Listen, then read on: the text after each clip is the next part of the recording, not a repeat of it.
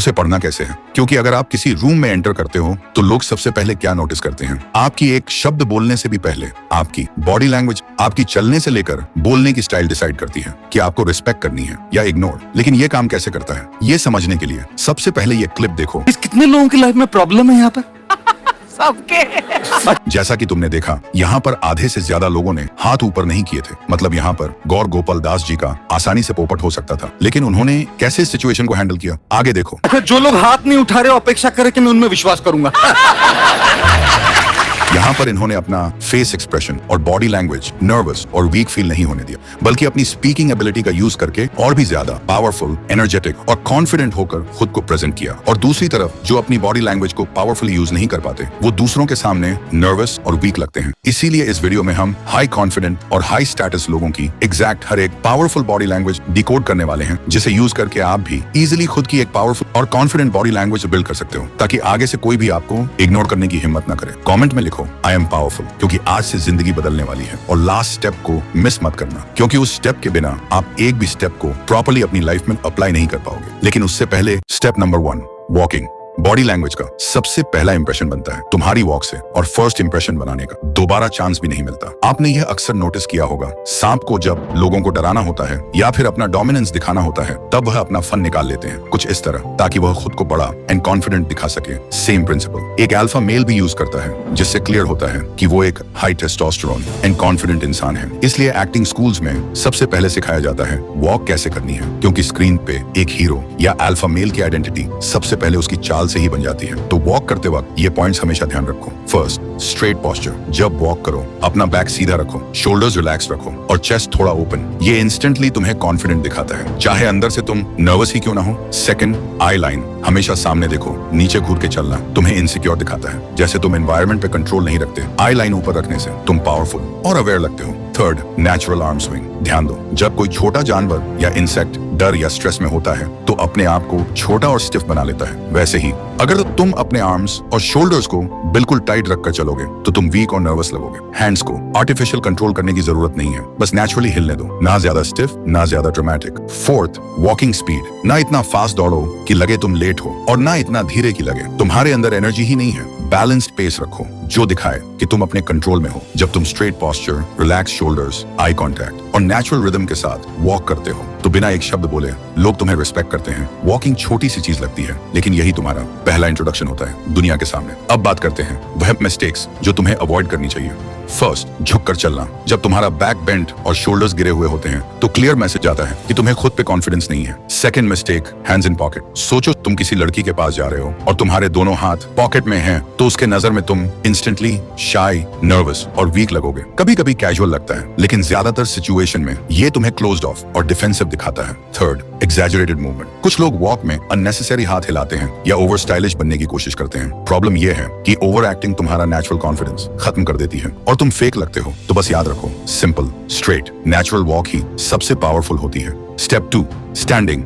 आपकी बॉडी का 40 से 50% हिस्सा आपके पैरों का होता है, इसलिए आप कैसे चलते हैं, कैसे खड़े रहते हैं, ये बहुत ज्यादा मैटर करता है आपकी बॉडी लैंग्वेज को डोमिनेट या वीक दिखाने के लिए। जैसे अगर आप किसी के सामने अपना फीट क्लोज करके, हैंड्स क्रॉस करके और बिल्कुल अटेंशन मोड में खड़े हो जाते हो, तो ये एक वीक और सबमिसिव पोजीशन होती है। और बहुत लोग तो बिना वजह अपना मोबाइल निकालकर स्वाइप करने लगते हैं, जो उन्हें और भी डिस्ट्रैक्टेड और केयरलेस दिखाता है। लेकिन अगर तुम दूसरों के सामने पावरफुल और डोमिनेंट दिखना चाहते हो तो अपने हाथ और पैर ऐसे रखो जैसे तुम एक बॉस हो, और इसके लिए कुछ सिंपल तरीके हैं। First, wait distribution. हमेशा अपना वेट इक्वल रखो दोनों पैरों पर। अगर तुम एक ही पैर पर ज्यादा वेट डालकर खड़े होगे तो तुम लज्जी, बोर्ड या अनइंटरेस्टेड लगोगे। बैलेंस्ड स्टैंडिंग तुम्हें इंस्टेंटली ग्राउंडेड और स्ट्रॉन्ग दिखाती है। Second, open chest, relax shoulders. Standing का सबसे बड़ा सिग्नल होता है तुम्हारा टोर्सो। जब चेस्ट थोड़ा ओपन हो और शोल्डर्स रिलैक्स्ड हो तो तुम पावरफुल और अप्रोचेबल दोनों लगते हो। क्लोज चेस्ट या फोल्डेड आर्म्स तुम्हें इनसिक्योर और डिफेंसिव बना देते हैं। Third, stable hands position. लोग अक्सर खड़े होते वक्त कंफ्यूज होते हैं, हाथ का क्या करें। सिंपल रूल, हाथ को नेचुरल रखो, या तो साइड में लूज या सामने लाइटली क्लास्प। अवॉइड करो हाथ को पॉकेट में डालना या बार बार फिजट करना, क्योंकि ये तुम्हारी नर्वसनेस दिखाता है। चौथा, हेड पोजीशन।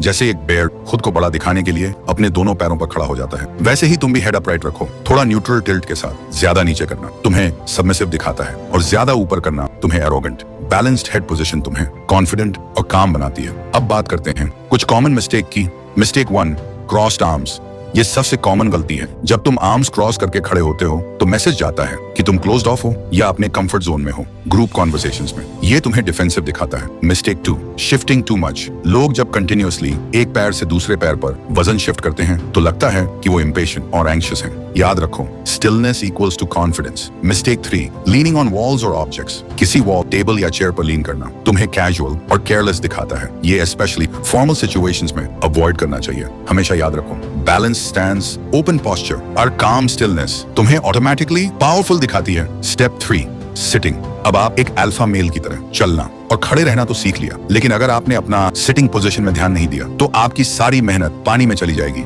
इसलिए बैठते वक्त बिल्कुल ऐसे बैठो जैसे कि आप सबके बॉस हो, बिल्कुल रिलैक्स्ड एंड कॉन्फिडेंस के साथ। और इसे करने के लिए आगे बहुत सारी पावरफुल बॉडी पोस्चर्स हैं। First, sit upright with back support. सीधे बैठें, बैक को चेयर के सपोर्ट पर रखें। ये पोस्चर तुम्हें अलर्ट और अटेंटिव दिखाता है। झुककर बैठना तुम्हें बोर्ड और वीक बना देता है। Second, feet firm on the ground. पैर हमेशा फर्मली ग्राउंड पे रखो। पैर हिलाना या बार बार फोल्ड अनफोल्ड करना तुम्हारी रेस्टलेसनेस दिखाता है। स्टेबल फीट यानी stable impression. Third, open posture with hands. हाथ को कंफर्टेबली टेबल पर रखो या लैप में रिलैक्स पोजीशन में। ओपन पोस्चर तुम्हें अप्रोचेबल और कॉन्फिडेंट बनाता है। 4, स्लाइट लीन फॉरवर्ड। कॉन्वर्सेशन के वक्त हल्का सा आगे झुकना दिखाता है कि तुम इंटरेस्टेड और एंगेज्ड हो, लेकिन ज्यादा झुकना ओवर ईगर लगता है। ये पोस्चर करते वक्त हमेशा अपने फेस पर स्माइल रखो। ये आपको निडर और हाईली कॉन्फिडेंट इंसान दिखाएगा। अब बात करते हैं किन किन मिस्टेक को तुम्हें अवॉइड करना चाहिए। Mistake 1, slouching. बैक को झुका के बैठना तुम्हें लेजी और डीमोटिवेटेड दिखाता है। Mistake 2, crossed arms legs. Crossed arms और टाइटली फोल्डेड लेग्स तुम्हें डिफेंसिव और क्लोज्ड ऑफ दिखाते हैं। मिस्टेक 3,